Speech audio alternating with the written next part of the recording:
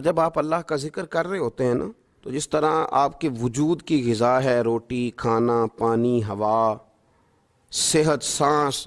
یہ آپ کے وجود کو زندہ رکھتی ہے، تو ایک روح کی غذا ہے۔ روح کی غذا ہے رب کریم کا ذکر، اللہ کی یاد۔ ہمارے ہاں زیادہ تر یہ ہوتا ہے کہ اللہ کا ذکر تو کیا جاتا ہے تو اس طرح کیا جاتا ہے جیسے طوطے نے کوئی لفظ رٹ لیے ہیں تو اب وہ بیان کر رہا ہے نا۔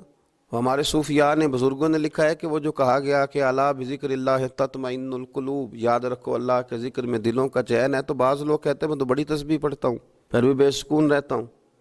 تو اس کا جواب وہ یہ دیتے ہیں کہ چونکہ انہوں نے اللہ کا ذکر کیا تو صحیح، لیکن اس طرح کرتے رہے جیسا طوطا رٹ کے کر رہا تھا۔ اگر غور کرتے اس بات پر، توجہ دیتے اس بات پر، اگر ان کا یہ ایک ذہن بن جاتا کہ میں بھلا کیا کہہ رہا ہوں، جب ان کی زبان سے نکلتا سبحان اللہ، تو پھر غور کرتے کہ میں نے یہ کہا ہے کہ اللہ پاک ہے، اللہ پاک۔ اب یہ چیز جب ان کے ذہن کے اندر، ان کے دماغ سے، ان کی روح سے ٹکرائے گی، تو جب انہوں نے کہا کہ میرا رب پاک ہے، سبحان اللہ عما یشرکون، تو پاک ہے ان چیزوں سے جن سے لوگ اس کے ساتھ شرک کرتے ہیں، تو اب جب کہا کہ وہ پاک ہے اور اس نے جو چیز بنائی ہے وہ حسین و جمیل ہی بنائی ہے، ہر عیب سے پاک ہے، وہ اس نے ہر چیز بہترین نقش و نگار کے ساتھ بنائی ہے، تو بتائیے کہ جب یہ سبحان اللہ کا معنی اور اس کا مفہوم سمجھ کر اللہ کا یہ ذکر کیا گیا، اب اس طرح نہیں ہو گیا کہ جیسے پورے وجود کے اندر خوشبو بکھر گئی ہو، اب یوں نہیں محسوس ہو گیا کہ جیسے بالکل ساری طبیعت ٹھنڈی اور پھولوں کی طرح ہو گئی، اب ایسے نہیں محسوس ہو گیا کہ جیسے اللہ نے کوئی قوت، طاقت اور روحانیت عطا کر دی۔ اور پھر جب کسی شخص نے کہا کہ الحمدللہ،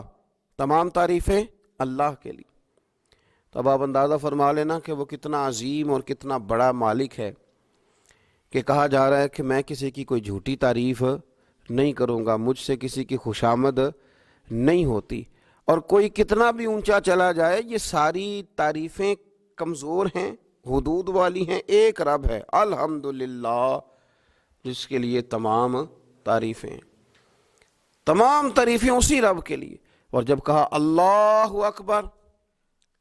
اللہ بہت بڑا ہے، جب اس کی زبان سے یہ جملے نکلتے ہیں تو آپ ذرا غور فرمائیں کہ وہ کہاں پہنچ جاتا ہے۔ وہ پھر کیا کبھی کسی سے ڈرے گا؟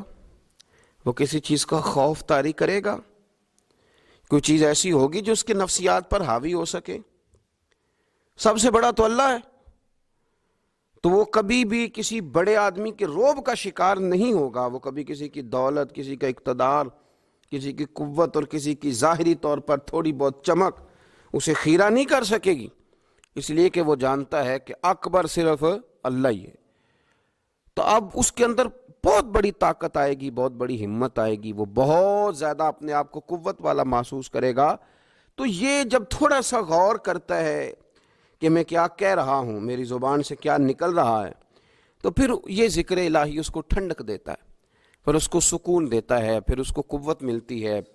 اس لیے میرے نبی پاک صلی اللہ علیہ وسلم نے فرمایا مثل الذی یذکر ربہ والذی لا یذکر مثل الحی والمیت، او کما قال صلی اللہ علیہ وسلم۔ یہ بخاری مسلم کی حدیث ہے۔ نبی پاک صلی اللہ علیہ وسلم نے فرمایا اس کی مثال جو رب کا ذکر کرے اور اس کی مثال جو اللہ کا ذکر نہ کرے، مثل الحی والمیت، ان لوگوں کی مثال کی طرح ہے جو زندہ اور مردہ ہوتے ہیں۔ گویا ذکر کرنے والا زندہ ہے، ذکر کرنے والا زندہ ہے، اور ذکر نہ کرنے والا ہواؤں میں اڑ رہا ہے، کروڑوں روپے اس کی جیب میں پڑے ہوئے ہیں، لاکھوں کا سرمایہ ہے، بہت سارے لوگ جانتے ہیں، وہ محسوس کرتا ہے کہ بڑا جانا پہچانا جاتا ہوں، بڑا سمجھا سکھایا جاتا ہوں، بڑے لوگ میرے نام سے آگاہ ہیں، شعوری طور پر میں ایک بڑا آدمی ہوں، لیکن ہے مردہ، اس لیے کہ زندگی تو زندہ دلی کا نام ہے۔ مردہ دل کیا خاک جیا کرتے ہیں، زندہ وہ ہے جس کا مصلی آباد ہے، زندہ وہ ہے جس کی زبان اللہ کو یاد کرتی، زندہ وہ ہے جس کا کبھی کبھی دل کرتا ہے کہ آج قرآن شریف کھول لوں، زندہ تو وہ ہے جس کی طبیعت چاہتی ہے کہ یار آج لاؤ نا تسبیح، تھوڑا سا درود و سلام اپنے محبوب پہ پڑھوں، زندہ تو وہ ہے جو کبھی کبھی اس کی یاد میں محو ہو، اکیلے بیٹھا بھی ہو تو پھر بھی اس کی زبان پہ ذکر اور آنکھوں میں آنسو جاری ہو جاتے، جس کو یاد کر کے محو ہو جاتا ہے۔ یاد رکھیں ذکر الہی انسان کو زندہ رکھتا ہے، توانائی دیتا ہے، روحانیت دیتا ہے، اس کو سکون کی دولت دیتا ہے۔ اپنے معاملات کو جب ترتیب دیں تو اذکار کی پابندی کریں.